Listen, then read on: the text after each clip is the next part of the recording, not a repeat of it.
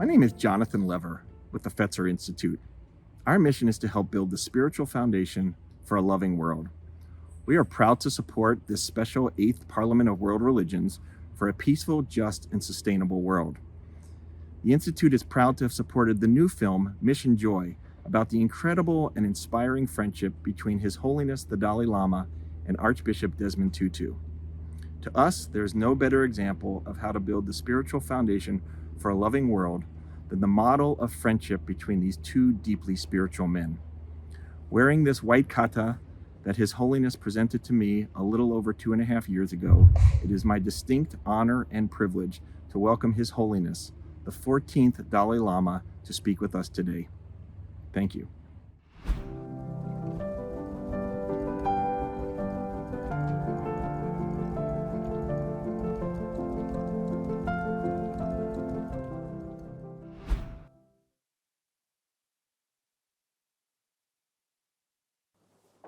Firstly, I would like to express my greetings those member of the Parliament of Religious, World Religions organization. So, now firstly, the religion, even today, 21st century, 21st century. So I think, experience, material development really brings benefit. So religion, you see, seems something old-fashioned. Pray, pray, pray. So actually, not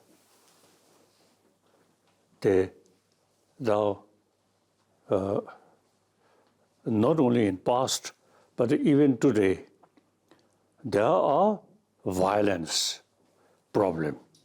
So all these, suppose you see these produce weapons, suppose you say build peace, but actually opposite, more weapon, more gun, more violence. So now, logically, when we think about peace, firstly, inner peace. Without inner peace, full of anger, hatred, jealousy, then it's very difficult to get peace. So therefore, all religion teach us we are, according the theistic religion, we all created by one God. Then non-theistic religion, you say, we all, life after life, we simply, you see, born, but basic human nature is more compassionate. And all religious, the essence of teaching is compassion here. So compassion is the seed of peace. So with compassion, mental peace come. With that, the verbal action, physical action, all become more peace. So therefore, now, today, the various different religious traditions have very important role to bring inner peace. Then and also now today, not only today, in the past, sometimes unfortunately, due to different religious tradition, and then some problems. Now that these people simply use religion for political reason or power. So real religious teaching is warm-heartedness and forgiveness, these things. So therefore, the theistic religion, non-theistic religion, all religions really have the potential to bring inner peace, and through that way, automatically, mutual respect. Like India is one example. All major religious traditions live together, mutual learning and respect. So therefore, the World Parliament of World Religion is something very, very useful, very important. Now we, as I mentioned earlier, you see, we, the member of the Parliament, you see, we should be more active. Not only gives idea, but practical. Wherever you see some problem, in general, particularly in the name of religion, and we should be active, you see, to bring peace, harmony. So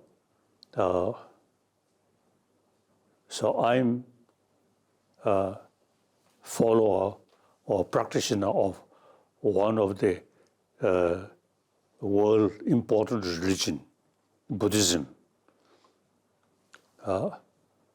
So as a religious person, we all say entire mother-centered being, entire sentient being, consider as your own mother. So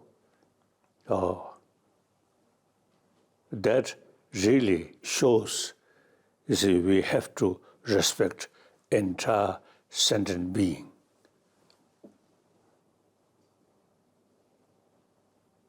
So, as a practitioner of Buddha Dharma, I say, making every effort to bring peace, to bring religious harmony, not through some ceremony or something like that, but from heart. So our 8th Parliament of World Religious Conference, I want to share. You really carry very, very important and relevant to today's reality. So please be active. Thank you.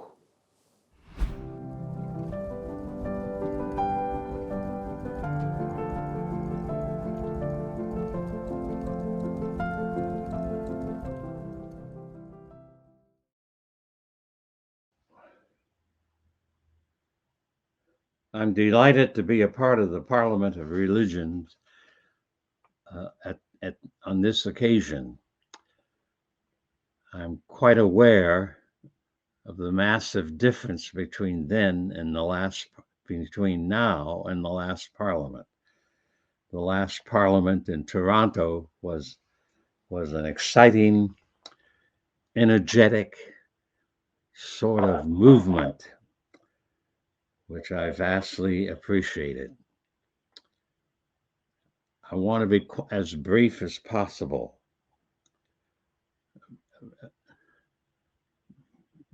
But I'm pleased with this opportunity to be a part of you, even though a great distance exists between where you are and where I am, and none of the human accords that are available when we're in each other's presence in such a gathering are available.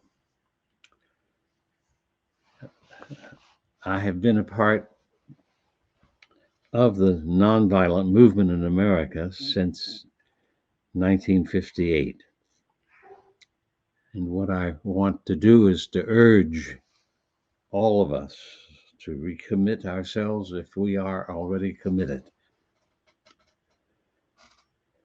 to essentially three things. One,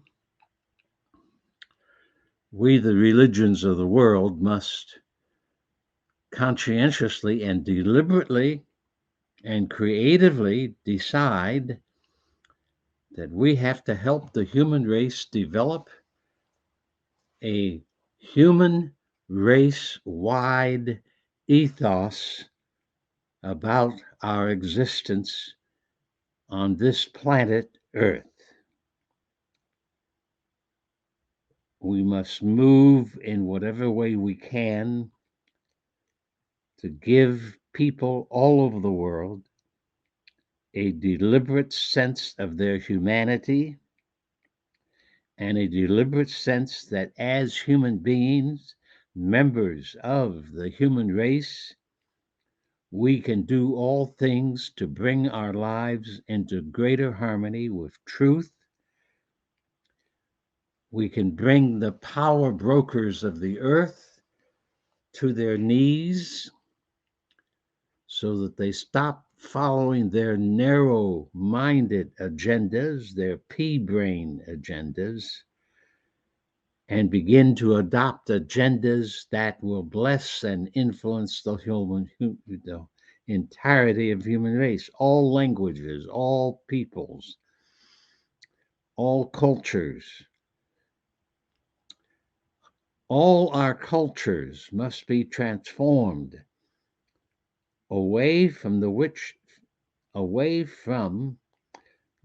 where they are now, too often very arrogant, too often mobilizing around plantation capitalism rather than around an economy for the earth,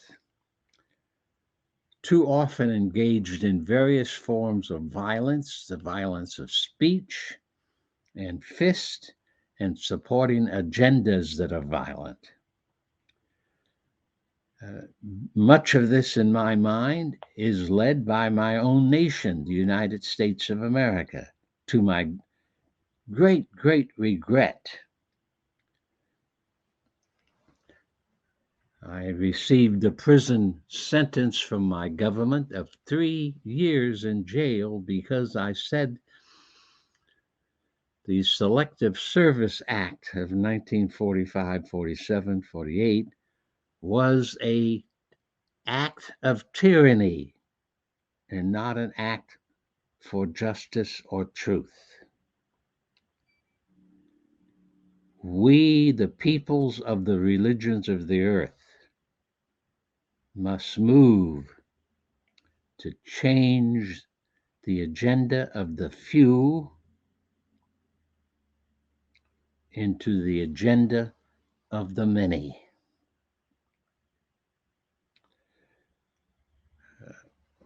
I have seen much change in the United States since 1958, but we have much more to bring. We have done this through what the late Congressman John Lewis called the Nonviolent Movement of America, which I have put into the years 1953 to 1973. This was the chief explosive generator of energy and visions and ideas and actions for what is called in the United States the Civil Rights Movement, the Nonviolent Campaign.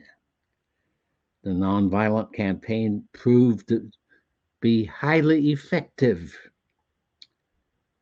We were able to challenge for the very first time the system of segregation in the United States along racial lines. we were able to organize tens of thousands of people into demonstrations, sit-ins, boycotts, bus boycotts, economic boycotts, marches, picket lines, mass meetings, meetings in the street. We pulled over 200 cities in the southeastern part of the United States into the movement campaign between 1953 and 1973. You may not know it, but all across America, there were signs in public places, in business places, governmental places that said, white only, no colored, no Jew, no Chink, no Jap. All over the country, these signs were there. By virtue of the racism, but also the thesis on the part of some people from Europe that they were much better than all other human species who lived in this continent. We of the religious world must organize local units that offer the human race a spiritual and moral power to break down the forces of wrong, whatever they are, and to allow the building of the new earth and the new heaven to proceed. No religious group should be teaching hatred. No world religion should be teaching violence. No religious of the world should teach an apology and a tolerance for teaching hate. No religion in the world should bless violence either in the economic form or in the verbal form, and not in the cultural form.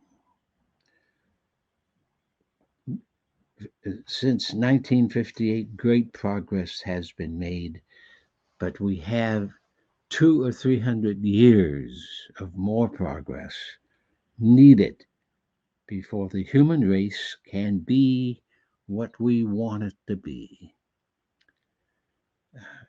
An instrument for justice,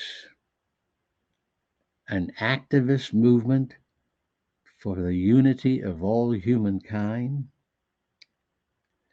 and the building of the forces of nonviolence and truth that will change our earth and our visions of life. Thank you.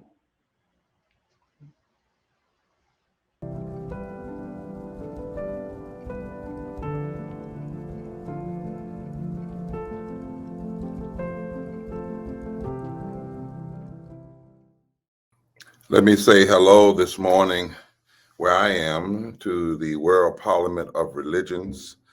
And in this time that I have, let me honor the Dalai Lama who just spoke. You know, in a real sense, I believe that we are in the midst of a moral crisis, a moral love and justice crisis across the world. And I look at that through the lenses of the realities, the continuing realities of systemic racism. And by that, I'm not talking about interpersonal racism, but things like voter suppressions, which are not only political, but theological suppression, because when we don't allow people to vote, we're suggesting that they're not human because we only give the right to vote to humans. We're suggesting that somehow they are non-human or less than human. I'm talking about all of the disparities in terms of how we treat Native brothers and sisters and indigenous communities, and in healthcare and the resegregation of public schools, and how we treat immigrants, especially in our country, xenophobia, unjust incarceration. But we also have the problem with systemic poverty. In the country I live in, over 140 million people right now are poor and low wealth. 8 million more fell into poverty during COVID. 250,000 people die every year from poverty before COVID. 700 people die every day. But around the world, over 1 billion people live in extreme poverty, while less than 0.1% of people in the world have more money than they will ever spend. Over 50% of the world struggles every day just for basic subsistence. And in our country, it just came out this morning that while 22 million people lost their jobs during COVID, and poor and low wealth workers were the first to go to work, the first to get infected, the first to get sick from COVID, the first to die, billionaires have made over $2 trillion in COVID, while we are arguing in this country over just providing $350 billion a year for 10 years to help people recover who've been beaten down worse than they were before COVID. We also have, as a moral crisis in this world, ecological devastation, the denial of health care. In my country alone, 87 million people get up every morning without health care or either are uninsured. 4 million families wake up every morning, can buy unleaded gas and can't buy unleaded water. We also have the underfunding of public education and the resegregation of our schools, which fundamentally hurts our humanity. And in this country I live in, we have the war economy and militarism, the fact that 54 cents of every discretionary dollar America spends, we spend it on the war economy and less than 15 cents on things like healthcare and living wages and education. And then we have this moral crisis of religious nationalism and white nationalism that's spreading everywhere. It's never really not been existence, but even more is coming back to the fore throughout the world, which becomes the breeding ground for authoritarian leadership that pronounces and suggests that that leadership is actually the will of God. And COVID has exposed the fissures that exist because of all of these interlocking injustices. So we have a moral crisis, a love crisis, a justice crisis, and we believe in the Poor People's Campaign, a national call for moral revival with my dear friend, the Reverend Dr. Liz Theo Harris, and all people who are joined in this country. And recently we were at the Vatican and shared with world leaders, religious leaders about it there, that we must have a moral fusion movement where people impacted by these various moral crises come together with religious leaders and advocates to stand in a nonviolent way, but to stand in truth and love and justice, and to call for the kind of peace which my Jewish brothers and sisters call shalom, which is not merely the absence of war, but the presence of justice and the presence of peace. One of the reasons, one of the things we believe has to happen is we need a generationally transformative major Poor People's Assembly and moral and low-wage workers, moral assembly and national moral march on Washington, D.C., and we hope other world capitals around the world to amass poor people's low-wage workers assembly. We're calling for it June 18th, 2022, 3 days before the summer solstice, when the light is closest to the earth. We need to shine a light. We need not a day, not just a gathering, but a declaration that we won't be silent anymore on these matters. And it needs to be led by voices and faces of the poor and low wealth people, those who are most impacted by these interlocking injustices. And it needs to be religious and moral leaders of every faith and advocates there. Why? To shift the narrative and to build power, to begin talking about we must change this world from the bottom up. I was recently talking to the special rapporteur of the extreme poverty at the UN, and he clearly said, we do not have a scarcity of resources, nor do we have a scarcity of ideas to address the interlocking injustices. What we have is a scarcity of moral consciousness, and we must have a gathering, a day, a declaration, if you will, a time of coming together that commences a continuous unified movement to eradicate poverty and low wealth from the bottom up. Moral fusion politics.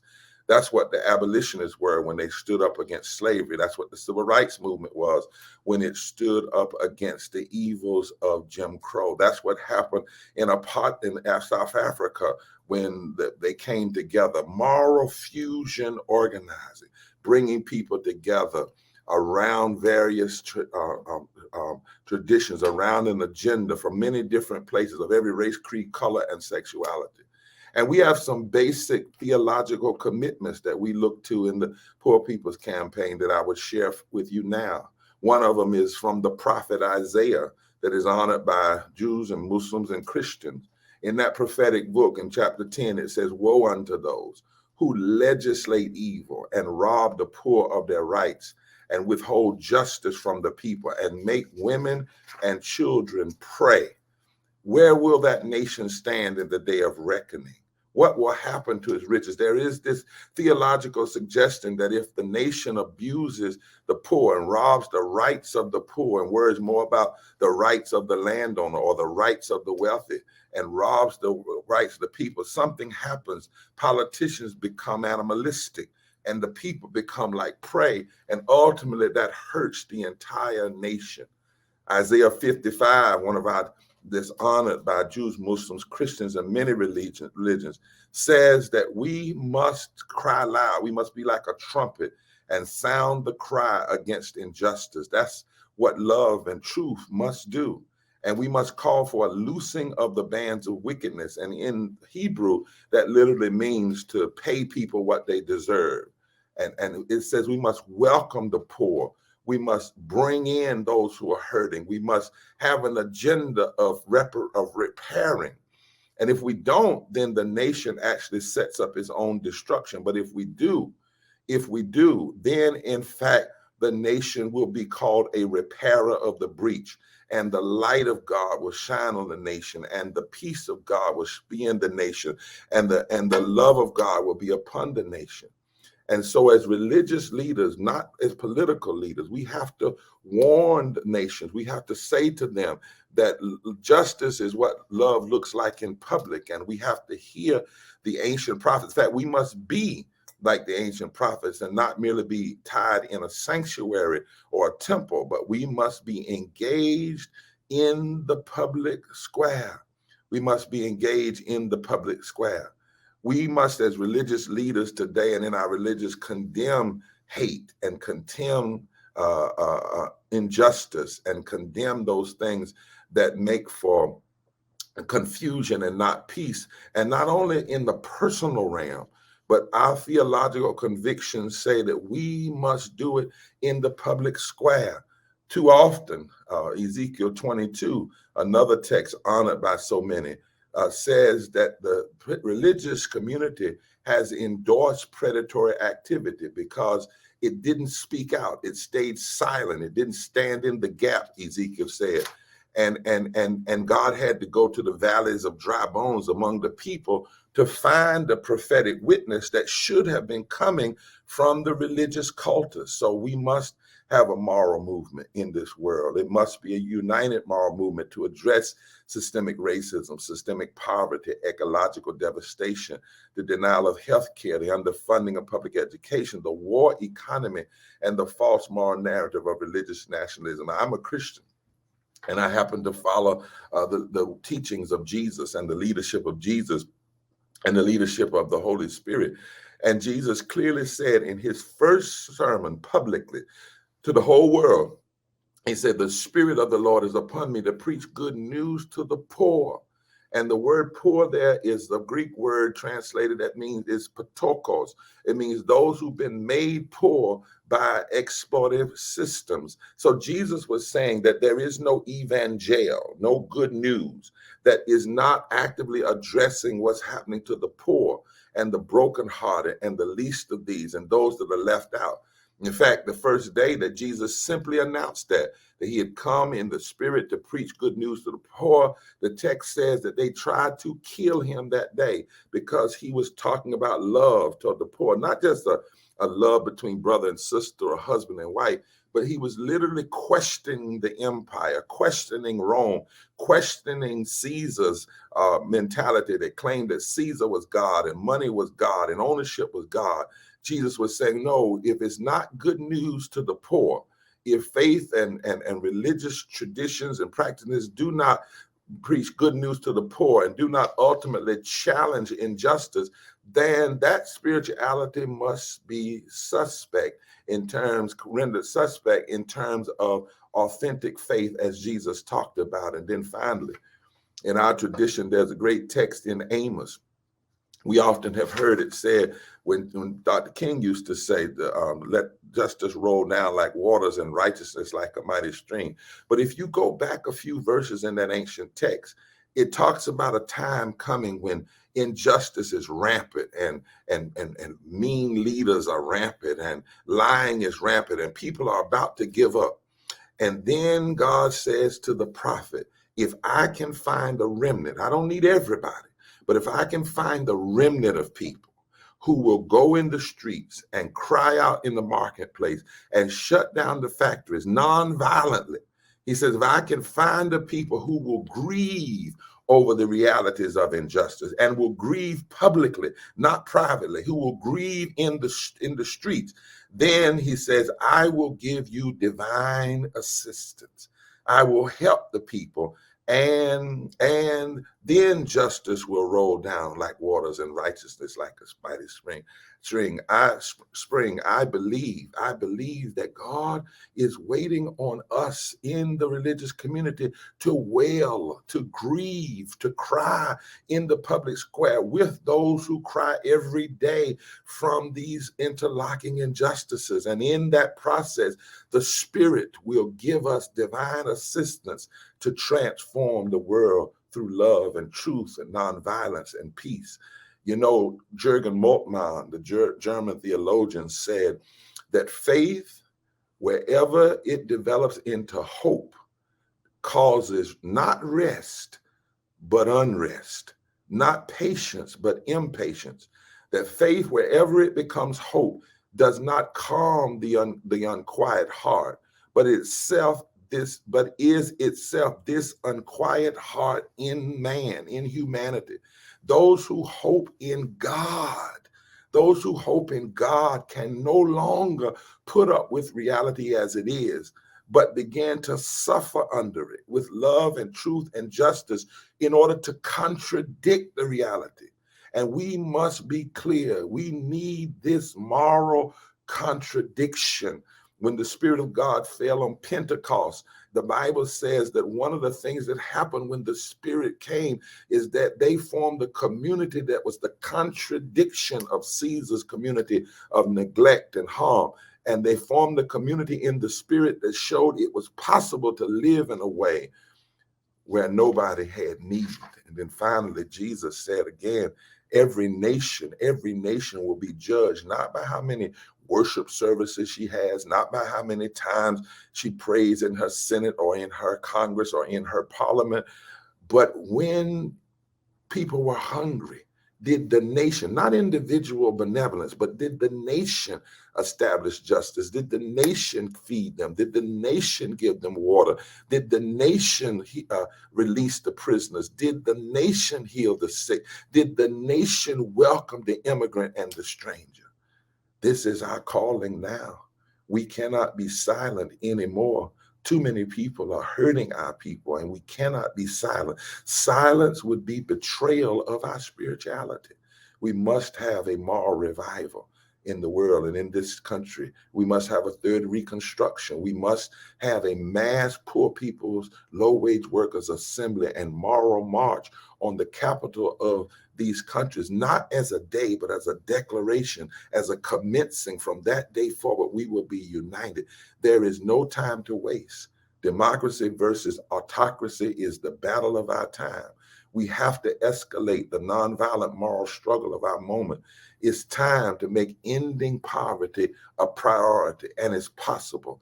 It's time to expand democratic participation across the world and in the United States and stop the suppression. It's possible. It's time to protect free speech and ability to organize. It's time to ensure that we have policies that change the condition of the 140 million poor and low-wealth people in this country and the billions around the world. It's time to be a world where anybody who works makes a living wage. It's time to enact fair taxes on corporations and the wealthy. It's past time to make sure that there is what the UN Declaration said in 1948 becomes a reality, and that is that housing is a human right, that water is a human right, that basic income is a human right, that education is a human right. It's time for us. We've put too much money in war. In my country alone, $21 trillion in war and militarization since 9/11. Since $21 trillion. $1 trillion of that or less than that could deal with the issues of poverty and hurt and injustice in these areas in our world. It's time, it's past time. There is a Kairos moment. The Spirit is calling us. We must cut these military budgets. In America alone, if we cut our military budget in half and put it toward the things that lift communities, we would still have more money in military spending than North Korea, China, Russia, all combined together. And to put more money in death than we do in life is a moral spiral downward. It's time. It's time, and we must have a coming together of poor and low wealth impacted people of all religions and faiths and creeds and colors and sexualities. And we must have religious leaders of all faith. As the Dalai Lama said, at the essence of all of our faiths is this idea of love and compassion and peace and justice. And we must have advocates, and we must have a worldwide poor people's movement. A poor people's assembly and low-wage workers assembly and moral gatherings all over in capitals throughout the world. We're going to begin it on June 18th, 2022. Hope you will join with us because the time is now. And if we wail properly, if we cry properly, if we stand properly, if we unite properly, there is this ancient promise that God has shown he answers. She has shown she answers time and time again.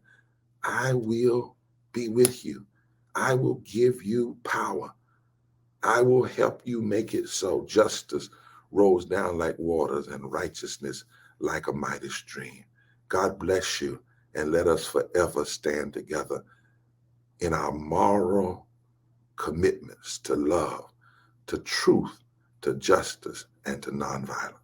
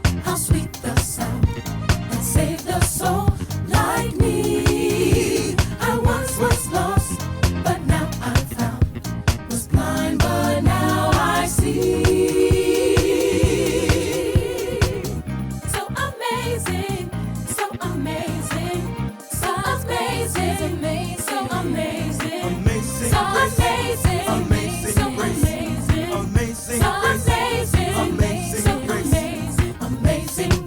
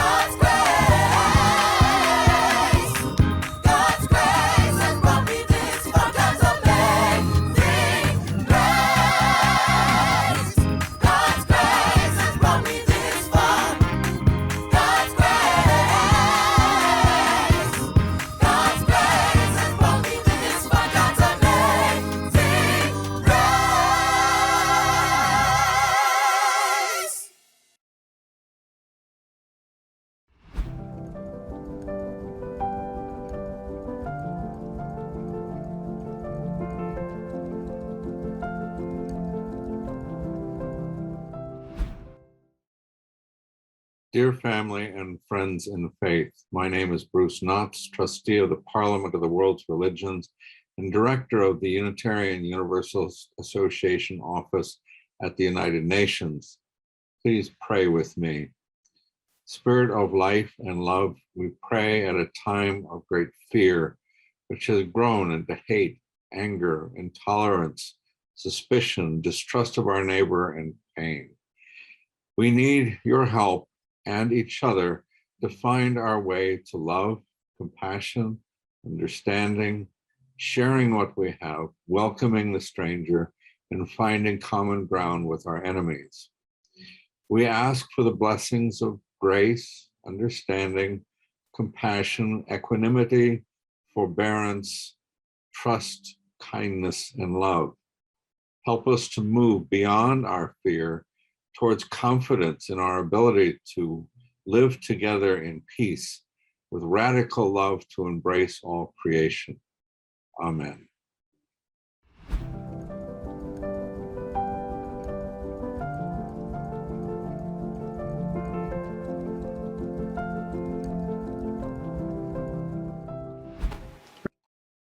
Hey. I am Maya Tiwari. It is an honor to be back with the Parliament of World Religions, whose tireless work has been shifting humanity into a place of peace and unification. We dearly need the work of our colleagues and our greater community, and my deep regards to each and every one of you. I call upon us all to reclaim the primordial feminine force. Collectively, we stand at the gateway of a new era, and we have forged that into reality. A new world is being born. We are feeling her painful contractions. We're shifting from the position of control and fear into trusting and surrendering. The divine power is once again being birthed into light. And collectively, it is we who are solely responsible for this turn from the dark to the light. You see, it is not the universe that's deciding our fate or our destiny or the cadence of this new awakening. It is not the great mother or great father who lifts us up or puts us down. The great mother has granted us the power of intelligence called the buddhi, the power of sentiency, the largest of the human species, the faculty of awareness. We are able to make changes, to adjust, to adapt, to make mistakes, to forgive, to transform, and ultimately to transcend into our sublime nature. It is only humanity's action on this earth that can change and transform our living world. We were born with this beneficial gift, the intelligence, awareness. Let us use it wisely. The nature of the Goddess Mother is often misunderstood. She does not judge, condemn, or condone human actions, nor does she destroy her universe. Once she gave the staff of sentiency to the human species, she assumed the role of witness, the observer, who patiently surveils our development into our own significant nature, which is replicated from her primordial self. She gave us the power of choice, of free will, of self-reflection, and we have matured.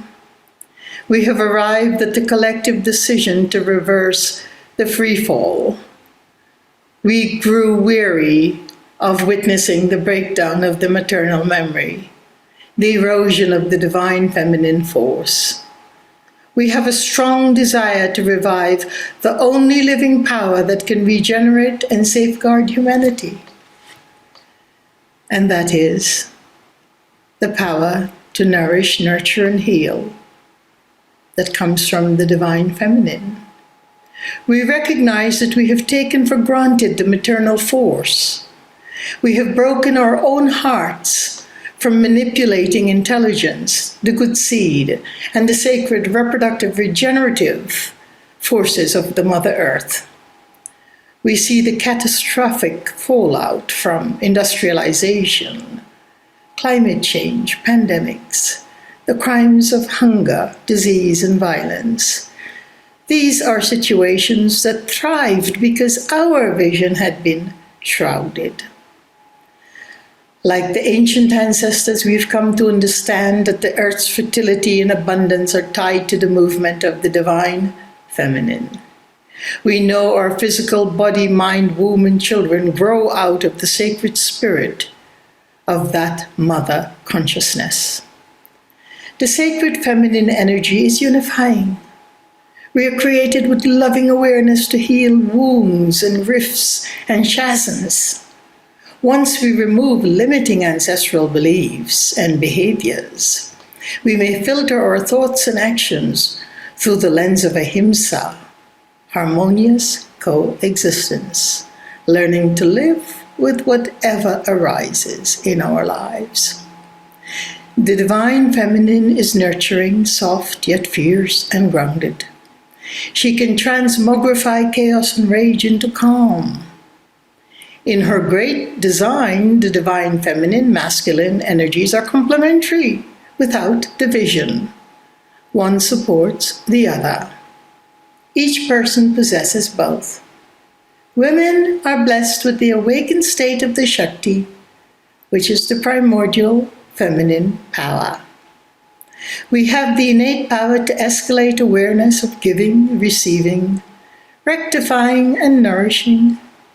A circle of women can heal anything. As we awaken the divine feminine force, we unfold the most sacred task, that of unifying humanity. First off, we must not isolate the light from the dark.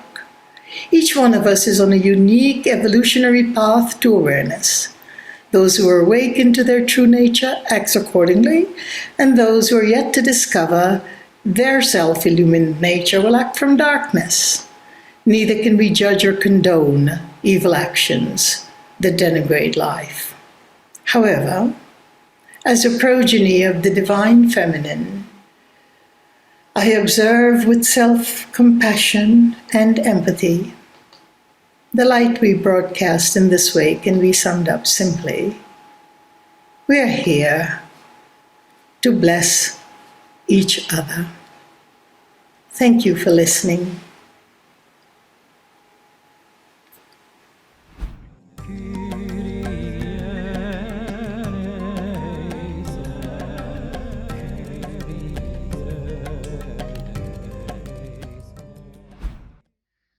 Hello, my name is Eboo Patel. I'm founder and president of an organization called IFYC, or Interfaith Youth Corps. I'm so thrilled to be with you today. We gather, of course, near the anniversary of 9/11, one of the most dramatic events to ever happen in the modern world, certainly in the modern history of religion. I'm here to say that there are actually two important 9/11s that we commemorate. There's 9/11-2001, a day that we remember when religion was used as a bomb of destruction. And there's 9/11-1893, the first day of the Parliament of the World's Religions in Chicago, the beginning in so many ways of the modern interfaith movement in the West. On that day, September 11th, 1893, the great Swami Vivekananda addressed the assembly, used the opportunity to speak of tolerance between religions, highlighted a theology of interfaith cooperation from his own Hindu faith, invited the assembled august group to do the same from their diverse faiths, and ended his speech by saying that from now on, all fanaticism, all persecutions with the sword or with the pen, and all uncharitable feelings between people wending their way to the same goal would hopefully end. Let us live to the spirit of 9/11-1893, to the spirit of religion as a bridge of cooperation. And let us remember that bridges do not fall from the sky or rise from the ground. People build them. If you look closely at our era after 9/11, 2001, there are actually many powerful and positive examples of faith as a bridge of cooperation. Some of this happened at the level of world leaders. Tony Blair founded a faith foundation aimed at interfaith understanding. Madeleine Albright wrote a book called The Mighty and the Almighty, which made the case for a greater capacity within the United States government for positively engaging religious actors. The Clinton Global Initiative had a religion track. The governments of Turkey and Spain launched an alliance of civilizations. And lots of grassroots and grass tops interfaith efforts took off in this era as well. My own organization, IFYC, has grown rapidly since 9/11, 2001, and that's because so many young people, so many college campuses, so many faith-based youth groups, so many cities, so many communities have called out and said, we want an interfaith program on our campus, in our community, in our city. I think of these initiatives as representing the spirit of 9/11, 1893. As we commemorate the 20th anniversary of 9/11, 2001, as we mourn the terrible loss of life, as we celebrate the heroic first responders, we should commit ourselves more fully to the vision of that earlier 9/11. We should recognize that our religious diversity can be a force for good.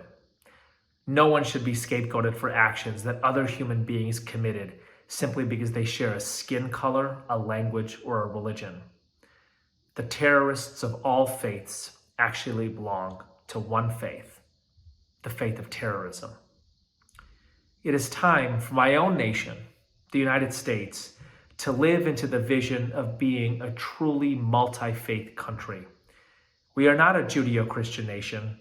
We are Interfaith America, the most religiously diverse nation in human history and the most religiously devout nation in the Western Hemisphere. Faith can be a bridge of cooperation, but only if we build it.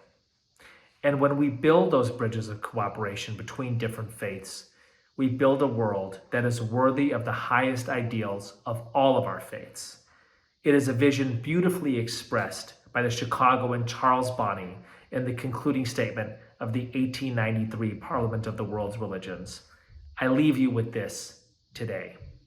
From now on, the great religions of the world will make war no longer on each other, and instead on the giant ills that afflict humankind. Thank you.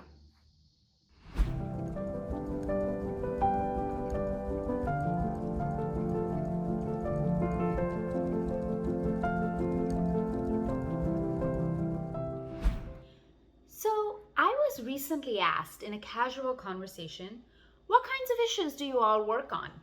In large part, we work on supporting healthy relationships, seeking to address intimate partner violence, domestic violence. I began to explain the work that we do at the Sikh Family Center, a community-based nonprofit that I co-founded and currently direct. His response was one I've heard all too often, a nearly universal expression of pity, sympathy.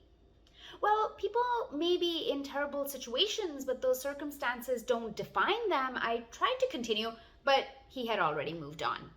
An internal is understandable, perhaps. The reality of people all across the globe and all around us being subjected to gender-based violence. 1 in 3 women, according to the World Health Organization, and that too most often being hurt by someone they know, is truly a devastating reality. It should shake us all, but is just not enough. Why? Allows us to think, I'm a good person, I feel bad for someone else, but it does not always move us to action.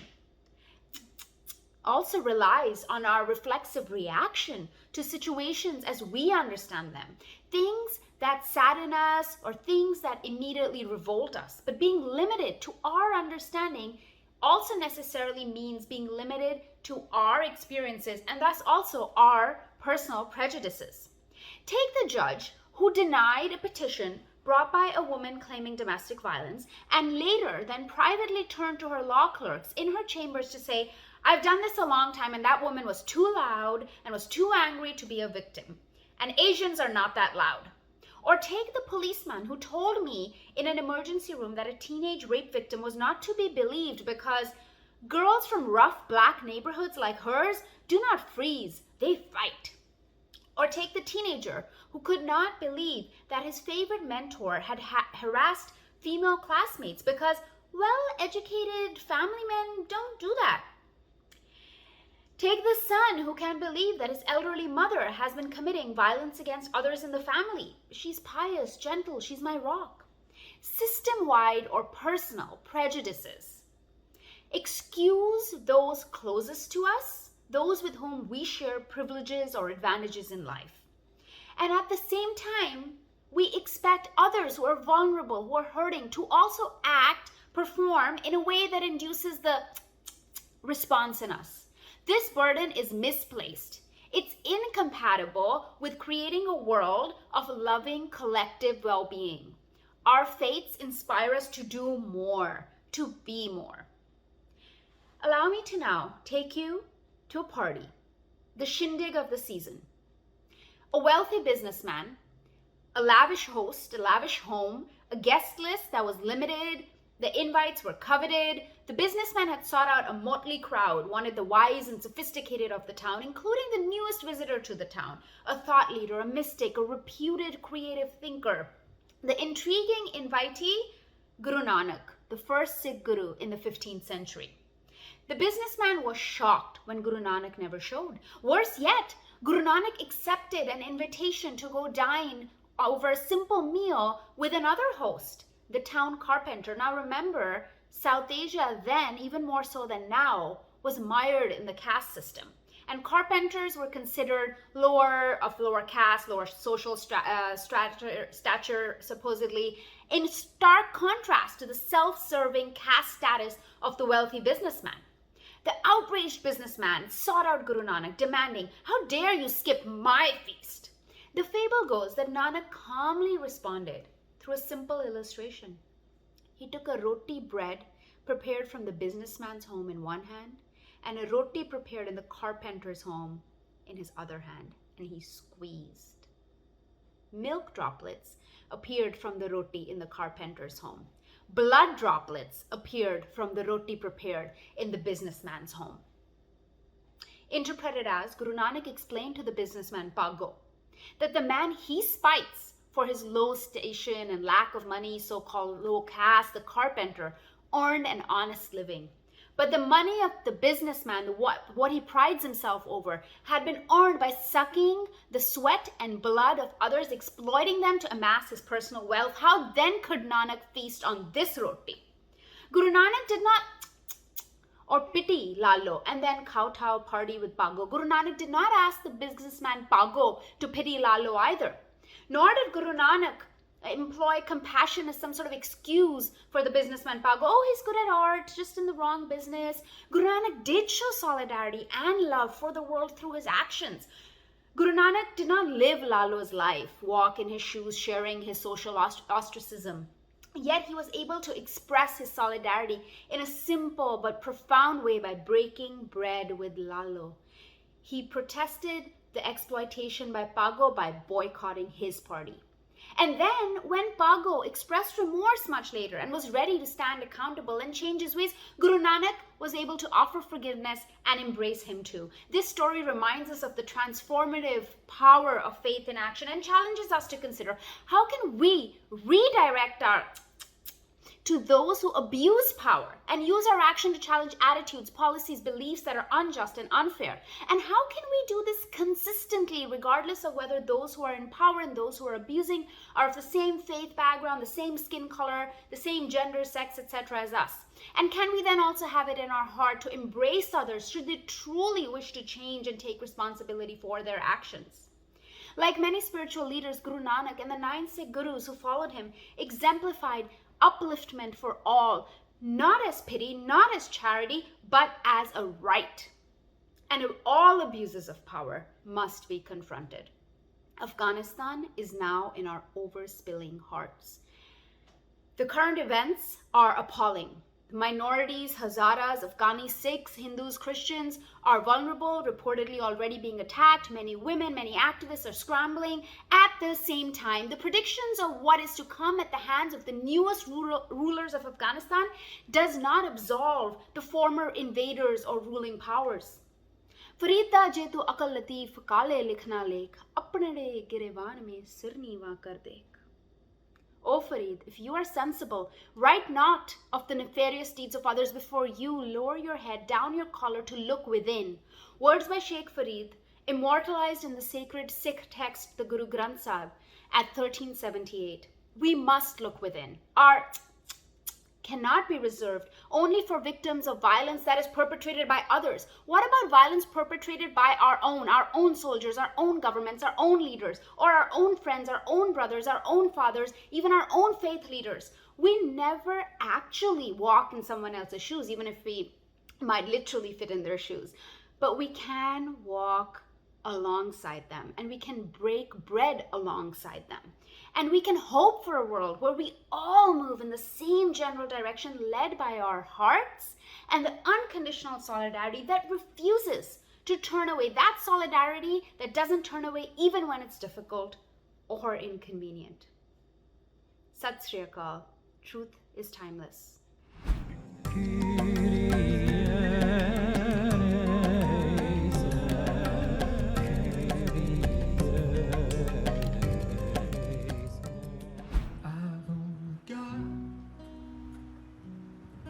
What I've been given, and it isn't life, it's mine to keep.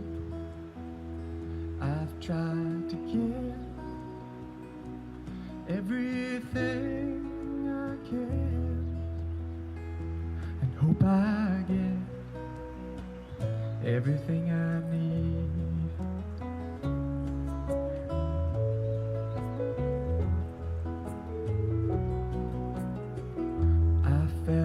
Truth reaching out to me like I'd been reaching from inside that little gap, still so painfully wide, but somehow I was on both sides. It's like starting to become the light at the end of the tunnel, like the spaciousness inside the church of ancient trees. It's like opening my eyes in the crystal clear water, like a flower that's finally opening.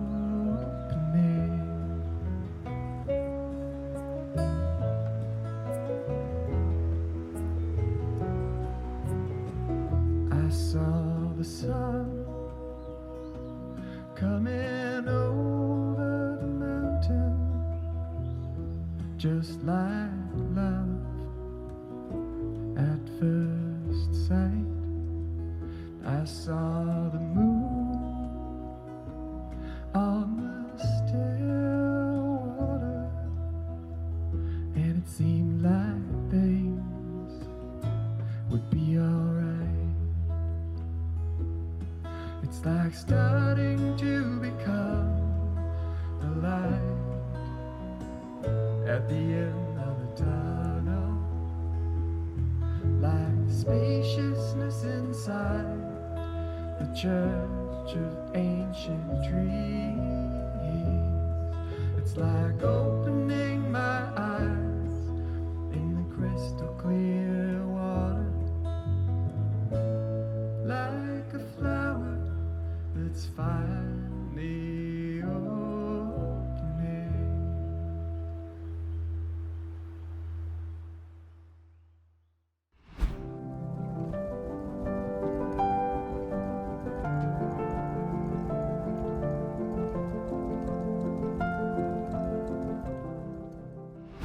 bow in deep reverence to Lord Mahavir, the omniscient Lord, who espoused the completion and culmination of compassion. I bow in utmost reverence to Srimad Rajchandraji, an epitome of pure and selfless compassion, who played a pivotal role in the making of Mahatma Gandhi and inspired many revolutions of non-violence and compassion across the world. I bow in supreme reverence to my beloved living enlightened master, Pujya Gurudev Sri Rakesh Ji, the one who in this modern day and age is carrying forward the legacy of the omniscient Lord and is teaching and transforming millions to continue to walk the narrow and selfless path of compassion. Compassion and religion, how are they related? There was once a saint in Japan who was eager to translate a Buddhist scripture from the Indian Pali language to Japanese. However, this work demanded a great deal of energy and financial resources. He was determined. After 10 years, he gathered the necessary funds, and just then the region was struck by famine, and he offered all the funds for famine relief. Another 10 years, he worked relentlessly to gather funds, and just then the region was hit by floods, destroying almost everything, and once again, he offered all that he had collected for the relief. Old yet undeterred, he set out once again to raise the funds, and this time he was finally able to complete the translation, and he published it in Japanese, and it read 3rd edition. Each of the efforts of relief were also a translation of the Lord's message. There are many great organizations today working tirelessly to provide aid and support, whether it is through humanitarian relief, addressing poverty, or mitigating the effects of climate change. While it is important to reach out to the manifest problems of the world, it is equally, if not more important, to nurture the strong spiritual roots that create these cultures of compassion to uphold the fabric of humanity itself. It is incumbent upon us to decode the heart of our religious practices. Let it become the home and launching pad of the great. Compassion has no religion. Compassion needs no religion, rather compassion is religion. And in the words of the great luminary, Srimad Rajchandraji himself, there is no greater religion than that of compassion. True love is unconditional, has no selfish motive, and flows freely, extending to all. It is when the passage of compassion from the heart hardens that the lifeline of love is blocked, and it affects the well-being of all. The Jain motto of Parasparo Graho Jivanam recognizes that all life is bound together by mutual support and interdependence. We are all linked in a fundamental natural phenomena of symbiosis or mutual dependence, and thus, just as the blockage of blood in one part of the body will affect the entire person, the blockage of this free-flowing love of compassion to one being, human or animal, will necessarily affect all. It is this blockage that has created a world where even today, over 1 billion tons of food is left to rot, and yet over 250 million people are potentially at the brink of starvation. It is this stagnation that has created the stench of distrust and insecurity in the world, creating the humanitarian crisis of Afghanistan, South Sudan, and so many more. Without this free flow of love, that is compassion, we see a world that is increasingly dying and washing out due to the climate crisis, with species over species dying out. During this downward spiral, it is not just our moral duty, but also a divine call to extend love and care to all living beings without exception. Compassion is a virtue of consciousness, the divine flow of life. The more you are in touch with this inherent flow of compassion within yourself, the greater your own inner peace and tranquility.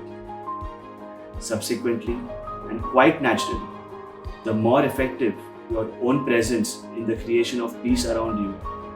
The great saints of the world embodied this peace rooted in their inherent compassion. As Lord Mahavir walked in the jungles, deadly snakes found refuge in his divine aura.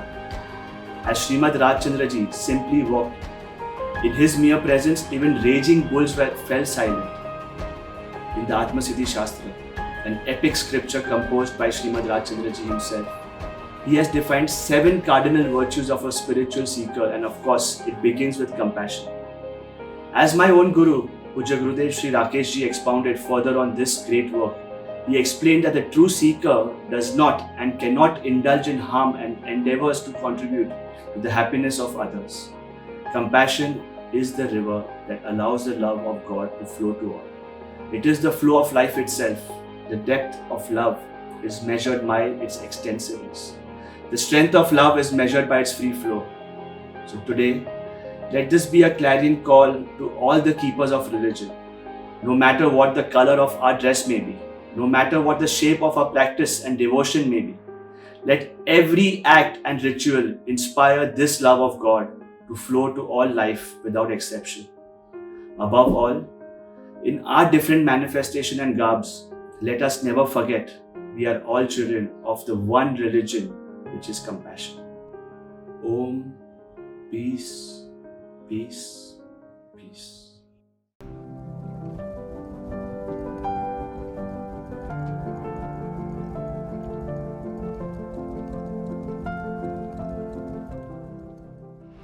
My name is Steve Sarowitz, and I'm here to talk a little bit about my Baha'i journey and how the Baha'i faith has influenced my life, my work, and my philanthropy. I'm here at my office today, and behind me is a picture of Abdul-Baha. Abdul-Baha was known as the master to Baha'is. And as Baha'is, we strive to walk in his way. He was our exemplar. And what was his message? That we were all one human family.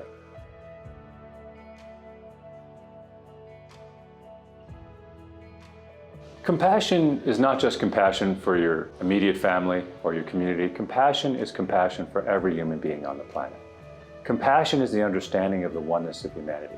Too many people only fight for their tribe and their people, their religion, their nation. But aren't we one human family? Do we not inhabit one earth? Aren't we flowers of this gigantic garden, all created by the same God? And doesn't it mean that if we help one, that it helps everyone? When we start understanding our oneness is when we'll succeed. True compassion is not compassion for your next door neighbor, but not your neighbor across the street. True compassion is compassion for everybody. Philanthropy doesn't work unless everyone is fully participating in the prosperity of their own community. Through the Baha'i process of consultation, we work with communities as humble partners, so everyone can be a participant in making sure that there's justice, equity, and prosperity for every human being on the planet. Religion is an indispensable part of any effort to unite humanity. Religion, according to the Baha'i writings, is the outer expression of the divine reality. Therefore, it must be living, vitalized, moving, and progressive. The Baha'i writings emphasize the need for global unity. This is the age with the communications and transportation where everything has been revolutionized. And shouldn't faith be revolutionized as well?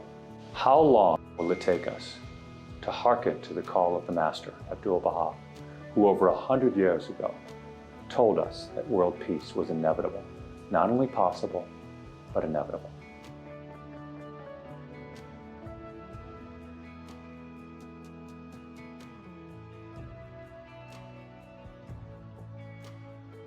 The Universal House of Justice, the highest Baha'i body, made this statement in the 1985 letter to the peoples of the world. Whether peace is to be reached only after unimaginable horrors precipitated by humanity's stubborn clinging to old patterns of behavior, or is to be embraced now by an act of consultative will, is the choice before all who inhabit the earth. At this critical juncture, when the intractable problems confronting nations have been fused into one common concern for the whole world, failure to stem the tide of conflict and disorder would be unconscionably irresponsible. And yet, victory is still in our hands. We need to unify now. Ask yourself, what am I doing for peace? What are we doing for peace? It's up to us. We are all noble human beings. We are all part of the same human family. And we all have a role in the problem, and we all have a role in the solution.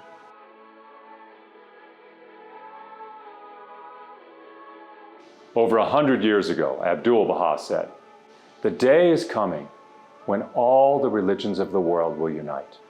For in principle, they are one already. There is no need for division, seeing that it is only the outward forms that separate them. What the Baha'i Faith has helped me to do is really look at every problem and say, what is the ultimate solution? And the ultimate solution is almost always a spiritual one. We need material and spiritual solutions. So what the Baha'i Faith says, again, the marriage of religion and science, the marriage of the material and the spiritual, and the idea that Baha'u'llah says, let your vision be world-embracing.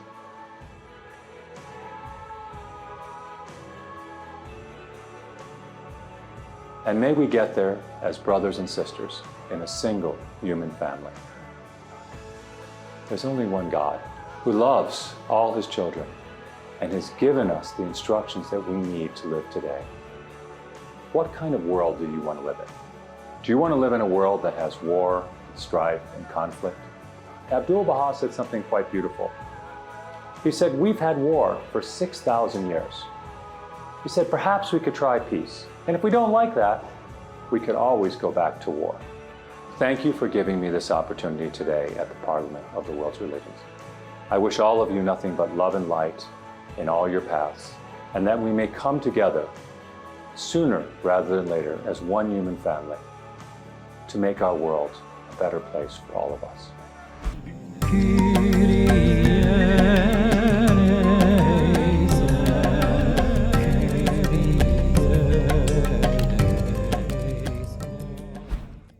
My name is Karan, Lord Bilimoria.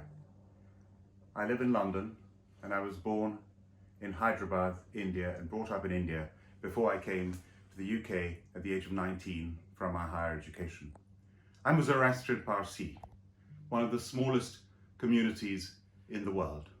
There are barely 100,000 of us globally, and in India, a country of 1.4 billion people, there are fewer than 60,000 Parsis, and yet, wherever you go in India, everyone knows who a Parsi is.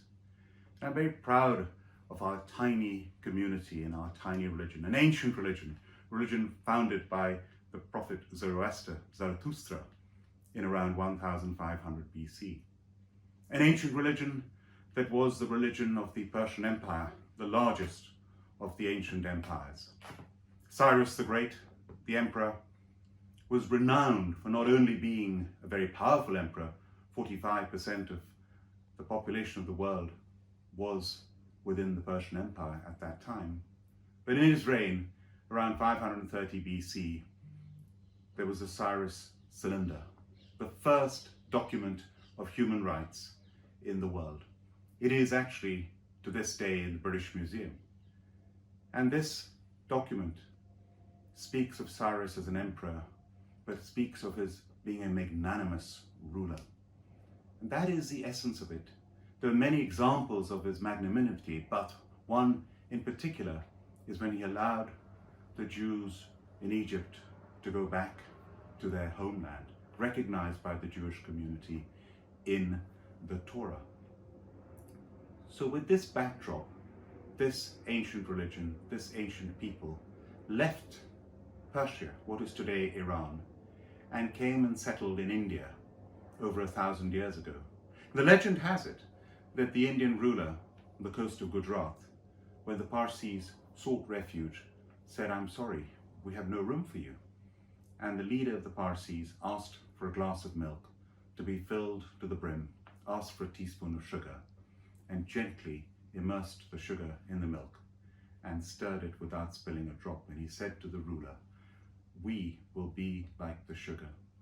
We will sweeten your people and your kingdom." And the Parsis were allowed to settle. And the rest, as they say, is history. This tiny community has contributed so much to India in every field, whether it's lawyers, accountants, the armed forces, the legal community, entrepreneurs, business people, sportsmen and women. In every field, the Parsis have excelled. But what has set them apart, what has been appreciated about them, is expressed so well by Mahatma Gandhi, who said, "Parsis in numbers beneath contempt, in contribution beyond compare." And he said, "Parsi, thy name is charity." And the Zoroastrian Parsi have always been renowned for not just looking after our own, but for putting back in the wider community. And I could give you example after example. The latest news just now is Air India, the national airline of India, has now been privatized and has been bought by the Tata Group, a Parsi, Zoroastrian Parsi company. The Tatas founded Air India over 70 years ago, and now, today, they are back to owning it. And the rejoicing that will take place will be from everyone, not just the consumers, but also the employees of Air India who know that they will be treated fairly. And that has been the reputation. Jamshedji Tata, who founded the Tata Empire, built a steelworks in what was then Bihar in northeast India.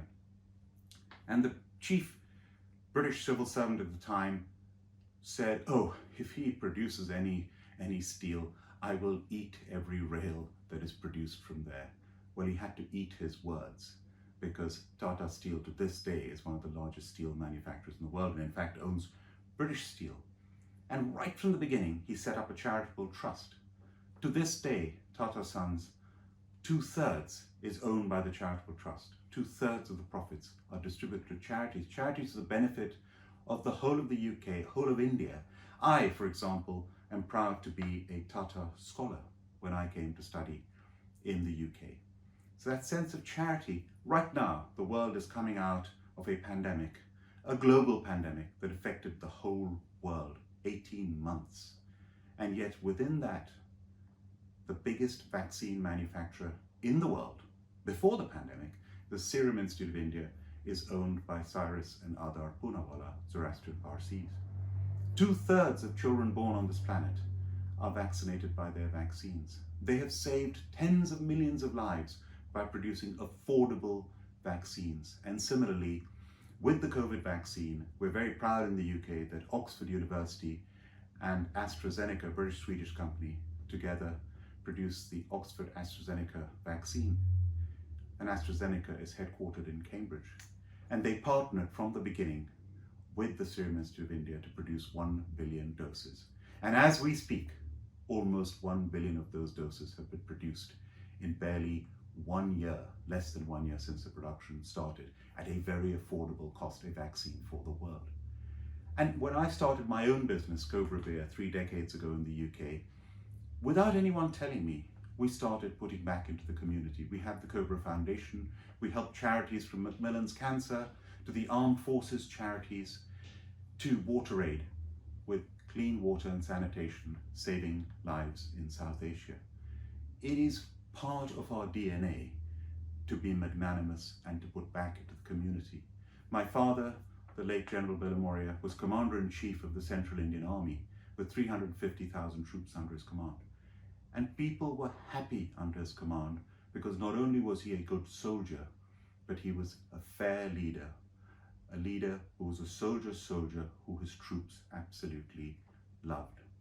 And I could give you example when he was in battle, when he would refuse an order if it meant he would lose lives of his men, and he would disobey and say, "I will do this later because I need to save lives," and he would achieve the objective in a later time, but saving lives. If we look at my other roles, I sit in the House of Lords. For 15 years, I've been an independent crossbench peer. And the first 3 parliamentarians in Westminster were all 3 Zoroastrian Parsis going back to 1892. And I'm proud to be the first peer, the first member of the House of Lords from the Zoroastrian Parsi community. The Zoroastrian community is also renowned for its compassion. There is an ethos, the tenets of the religion, good thoughts, good words, good deeds.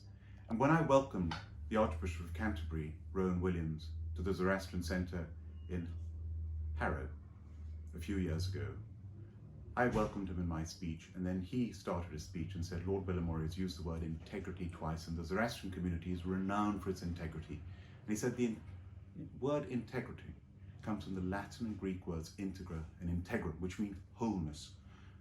You cannot practice integrity if you're fragmented in front of the light. You can only practice integrity if you're complete and whole.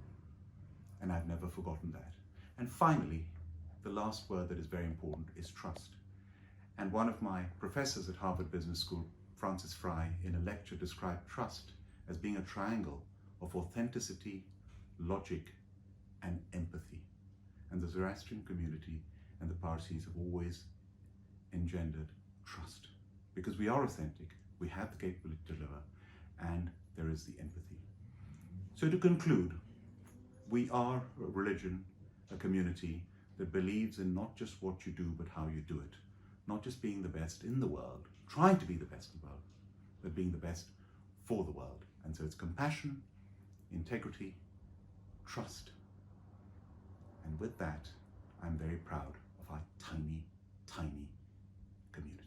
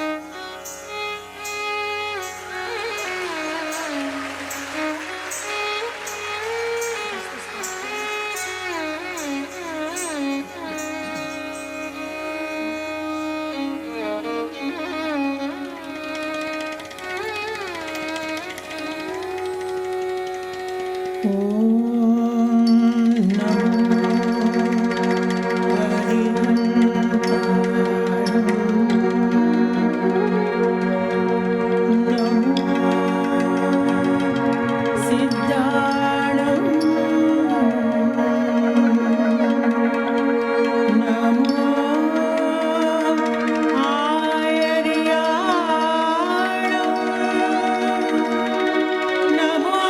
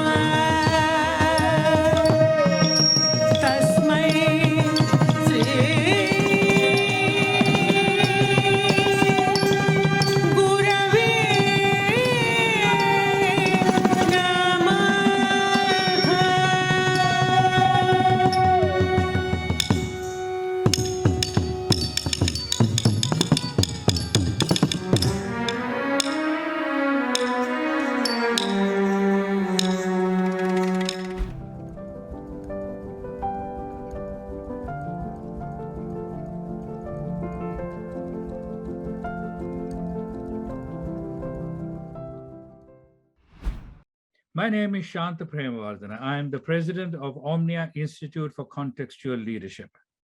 We are here to offer you an invitation. We want to ask you to join us in a journey towards anti-supremacy. You have heard the African proverb, if you want to walk fast, walk alone. If you want to walk far, walk together. We want to walk far. We invite you to walk with us. First, let me tell you a bit about OMNIA. We train religious leaders to form interfaith peacemaker teams. These teams work together across religious and other differences to build power, acting strategically on issues that arise from the ground in their communities, molding cultures for justice and peace.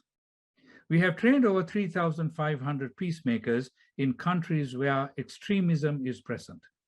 We have organized them into 166 teams, and we also have a global virtual team that meets on Zoom. Our teams have identified a destructive and persistent obstacle to achieving justice and peace.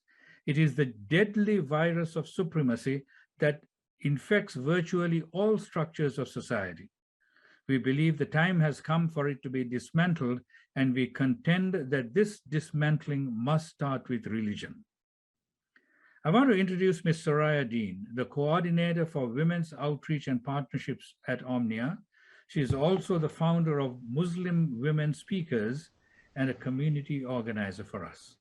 Soraya. Thank you, Shanta. As a Muslim feminist, I have experienced a great deal of tension around the question of supremacy. Working with women of different faiths around the world, I know that this is their experience as well. But I've also seen how supremacies can be challenged and how they can be dismantled when interfaith peacemaker teams take action in their communities. Today, our interfaith peacemaker teams are working to prevent child marriage in Bangladesh, to counter extremism in Nigeria, and to resolve interreligious conflict in Sri Lanka. There are, of course, varieties of supremacies: religious supremacy, racial and caste supremacy, male supremacy, colonial supremacy, and our supremacy over the earth. Many of these supremacies are legitimized by religion.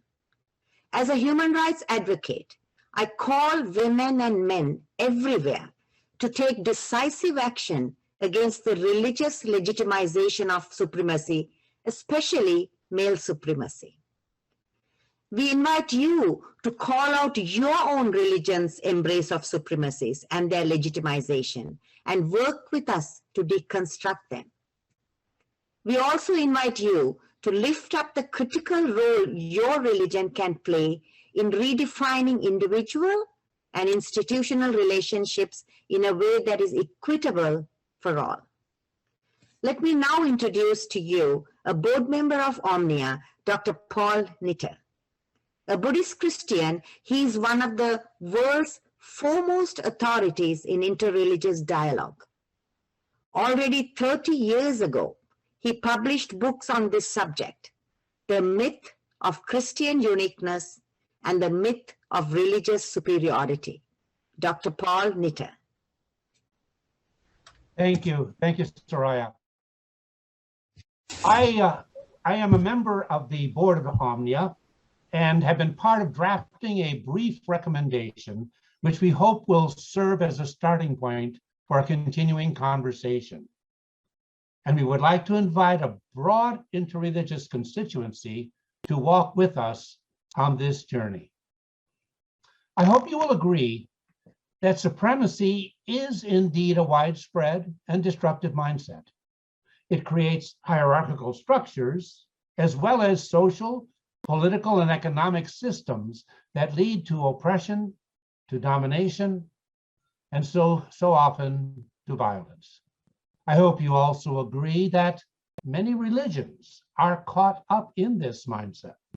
I know mine is, even though these religions espouse teachings that do promote egalitarian and equitable values. Supremacy is a substantial obstacle to peacemaking.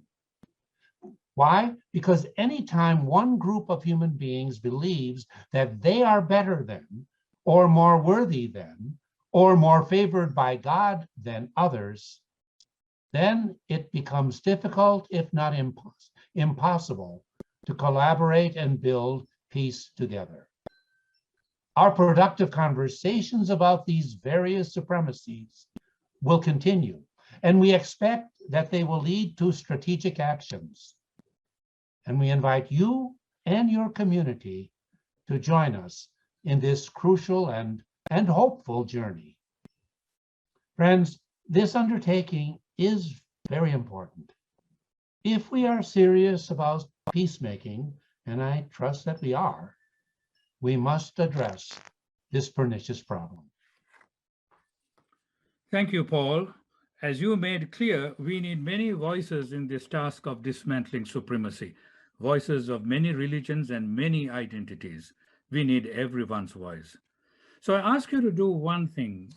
Go to our website, www.omnialeadership.org, and you will see our draft recommendation. We invite you to sign up, and we will write to you about how you can be involved in our continuing conversation and actions. You may also write to me directly. My email is shanta, SHANTA, @omnialeadership.org. Let's walk together, friends. We have a long journey ahead. Thank you very much.